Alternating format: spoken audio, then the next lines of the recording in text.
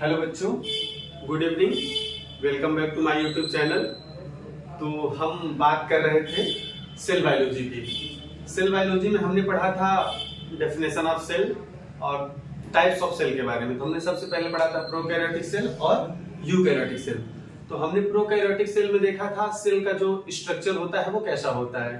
तो हमने उसमें देखा था कि सेल एनवेलप होता है, सरफेस स्ट्रक्चर होता है। तो जो सेल एनवेलप होता है बेटा, वो 3 लेयर से मिलकर बनता है, glycocalyx, cell wall and cell membrane. तो आज हम उसी सेल एनवेलप के बारे में बात करेंगे। तो आपने देखा होगा कि जो हमने प्रोकैरियोटिक सेल बनाई थी उसमें आपको 3 लेयर देखने को मिलती है।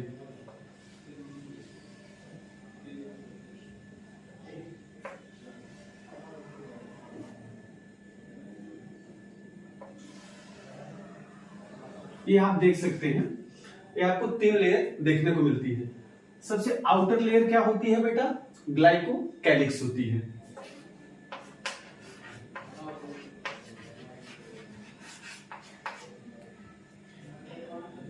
इसके बाद हमारी होती है cell wall and last one is cell membrane.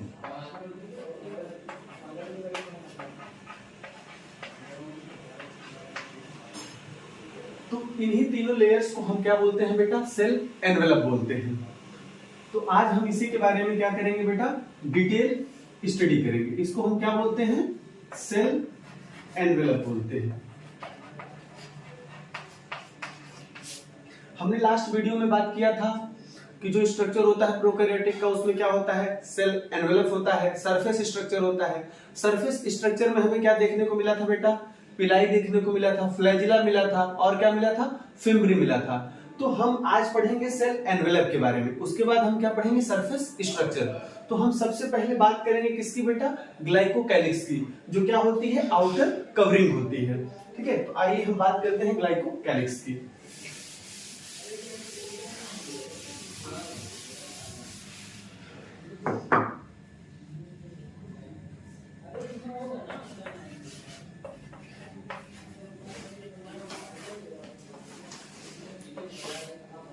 Glycocalyx, तो जो ग्लाइकोकैलिक्स होता है बेटा, वो केमिकली क्या होता है?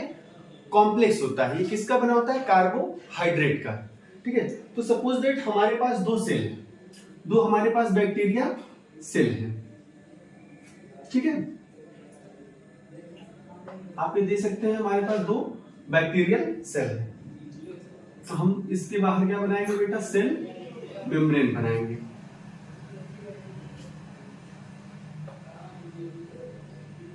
और जो हमारी सबसे आउटर लेयर होती है वो क्या होती है बेटा? ग्लाइकोकैलिक्स होती है।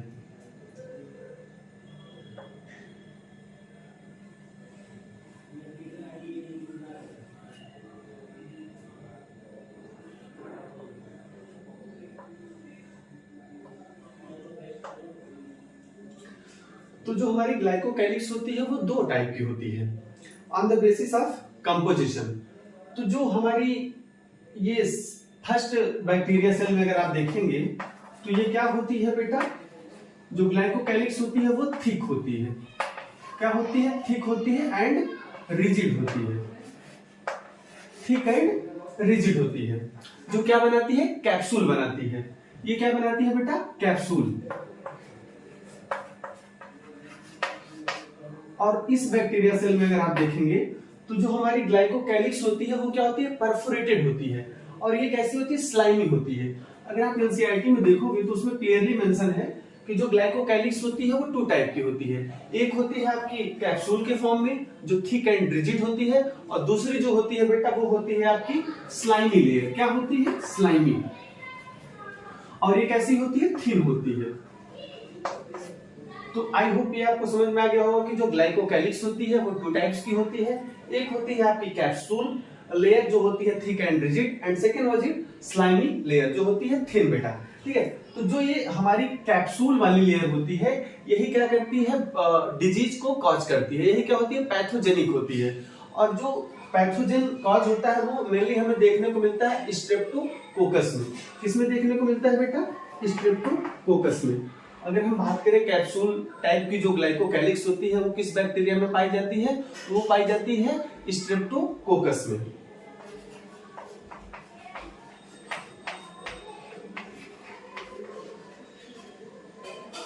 किसमें पाई जाती है बेटा, स्ट्रेप्टोकोकस में।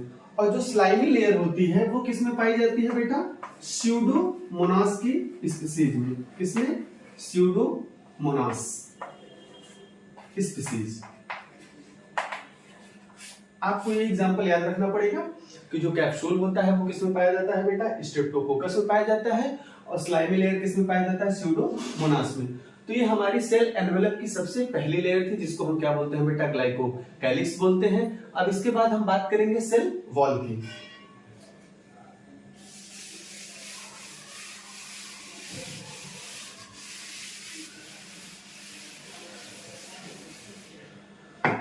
अब हमारी जो सेकेंड लेयर है वो क्या है बेटा, cell wall. Cell wall, cell wall क्या होता है बेटा, ये जो है मेनली प्लांट सेल में पाया जाता है, बैक्टीरिया में पाया जाता है, और आपके जो है फंजाई में पाया जाता है। तो जो सेल वॉल होती है वो इन सारे ऑर्गेनिजम्स में पाया जाता है, बट ये क्या होता है बेटा, केमिकली सब में डिफरेंट होता है। तो अगर हम बात करें तो कहां पाया जा रहा है बेटा, आपका बैक्टीरिया में पाया जा रहा है, प्लांटी में पाया जा रहा है, एंड फंजाई में पाया जा रहा है। तो हम बात कर रहे हैं प्रोकैरियोटिक की। तो आज हम देखेंगे कि जो बैक्टीरिया में सेल वॉल होती है वो किस टाइप की होती है, उसका केमिकल कंपोजिशन कैसा होता है। ठीक है, तो हमें ये याद रखना है कि सेल वॉल कहां पाई जा रही है बेटा, बैक्टीरिया में, प्लांटी में एंड फंजाई में।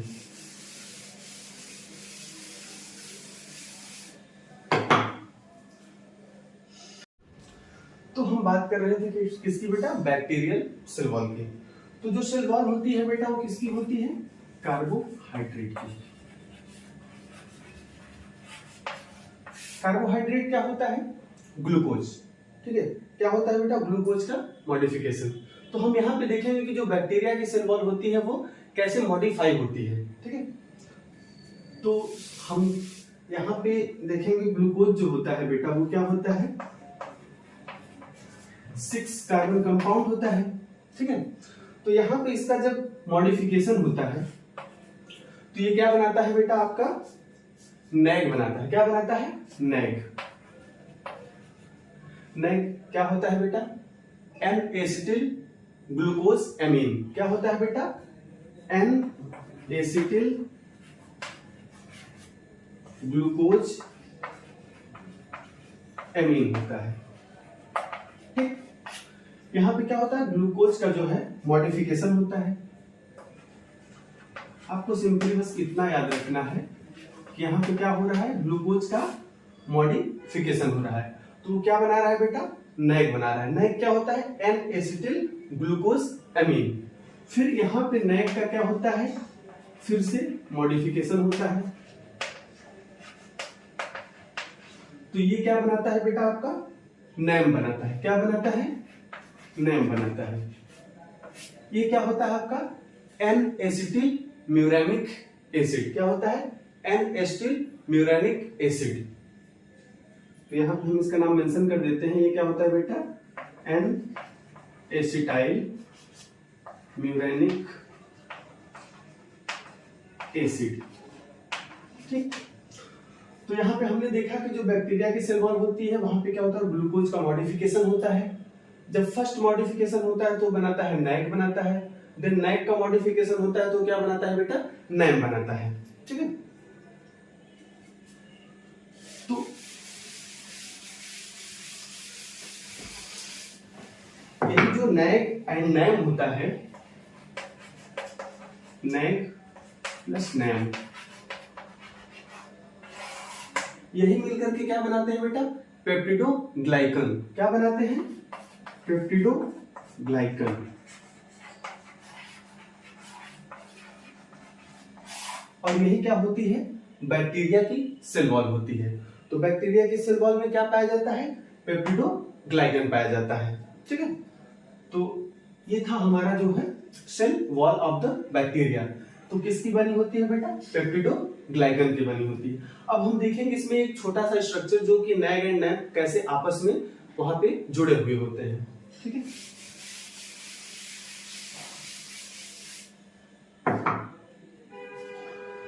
तो यहाँ पे क्या होता है बेटा कि ये जो नैग एंड नैम होता है ये अल्टरनेट चेन के साथ ये जुड़े रहते हैं।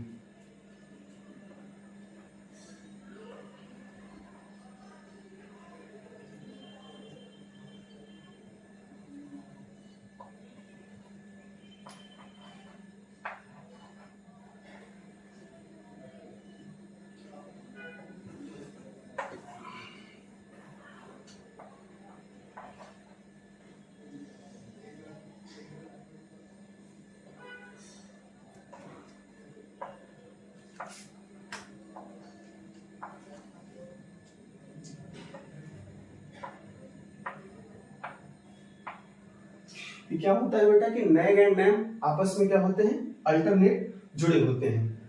और जो ये नैम होता है बेटा इस पे क्या होता है? अमाइनो एसिड्स लगे रहते हैं। नैम पे क्या होते हैं बेटा? ऐसे अमाइनो एसिड्स लगे रहते हैं।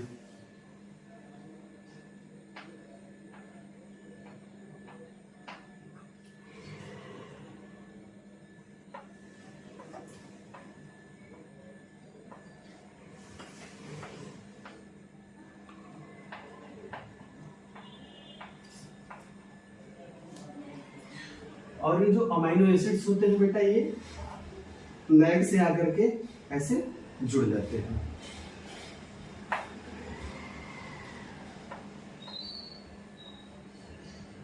अल्टरनेट ऐसे जुड़ा रहता है। ठीक है, ये जो हमने नैम पे जो देखा अमाइनो एसिड्स होते हैं वो क्या होते हैं बेटा? नैग से जाकर के अल्टरनेटली जुड़े रहते हैं। तो ये हमारा क्या है बेटा? नैम है और ये क्या है? नैग है। ठीक है, तो ये जो नैम एंड नैग होता है आपस में भी क्या होता है? ये ऐसे बॉन्ड बनाता है।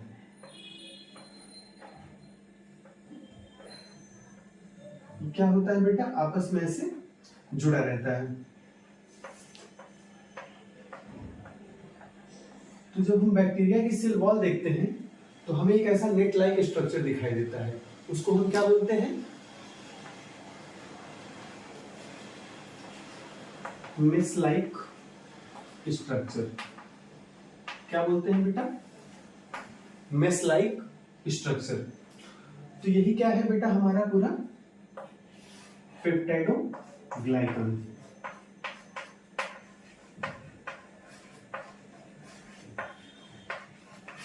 क्या है?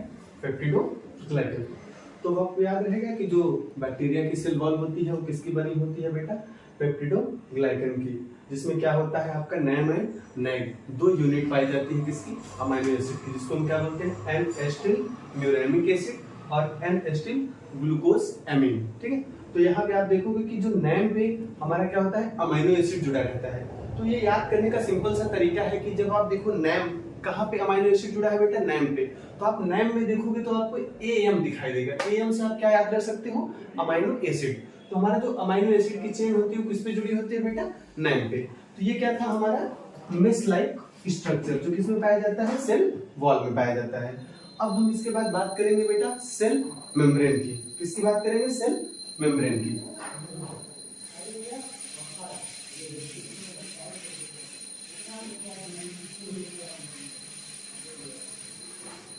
तो हम बात करेंगे जो हमारा सेल एनवेलप में सबसे इनर लेयर है सेल मेम्ब्रेन की।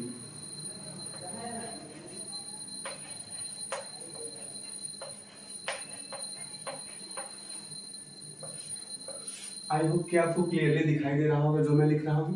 ठीक है, तो हम बात करेंगे बेटा सेल मेम्ब्रेन की। जो सेल मेम्ब्रेन होती है बेटा वो आउटर मोस्ट लिविंग लेयर होती है, जो क्या करती है? आपके एक मतलब परमिएबल मेम्ब्रेन की तरह क्या करती है? काम करती है, जो इनर कंपोनेंट को आउटर इन्वायरमेंट से क्या करती है? सेपरेट करती है।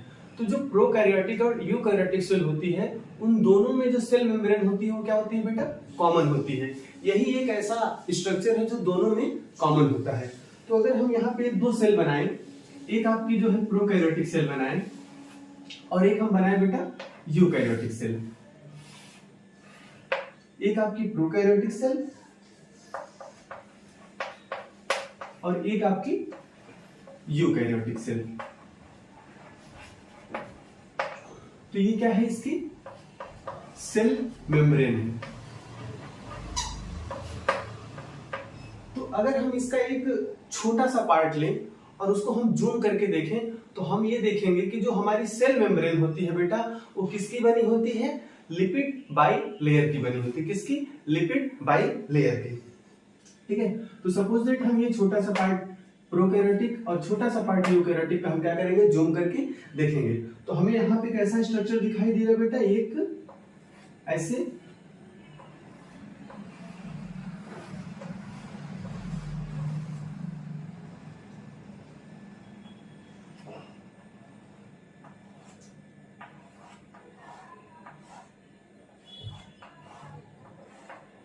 ये क्या होता है बेटा, आपका लिपिड बाई लेयर,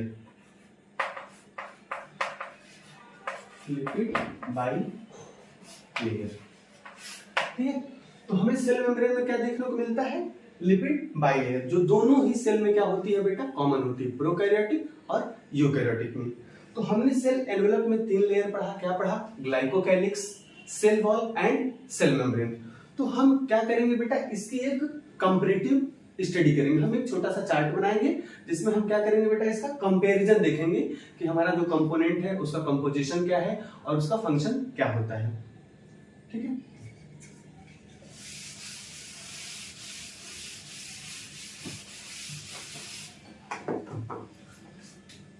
तो हम क्या करेंगे बेटा, एक जगह लेयर लिखेंगे, ठीक, और फिर कंपोजिशन, और फिर उसके बाद उसका फंक्शन।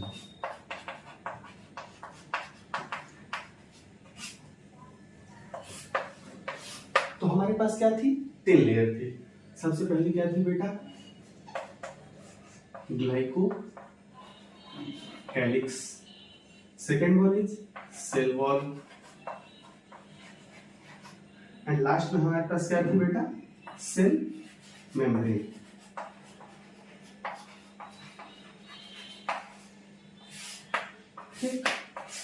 अब हम इन तीनों का क्या देखेंगे बेटा, कंपोजिशन देखेंगे। तो हमने पढ़ा था कि जो ग्लाइकोकैलिक्स होता है वो क्या होता है बेटा, कार्बोहाइड्रेट का क्या होता है, पॉलीसैकेराइड होता है। ठीक है, ये किसकी होती है बेटा, पॉलीसैकेराइड की होती है। ठीक, और हमारी जो सेल वॉल होती है वो किसकी होती है बेटा, पेप्टिडोग्लाइकन की। हमने बात किया था कि जो बैक्टीरिया की सेल वॉल होती है वो किसकी होती है, पेप्टिडोग्लाइकन की होती है, जिसमें हम 2 यूनिट पढ़े थे, नैग एंड नैम। तो इसका जो कंपोजिशन होगा वो क्या होगा बेटा, पेप्टिडोग्लाइकन होगा।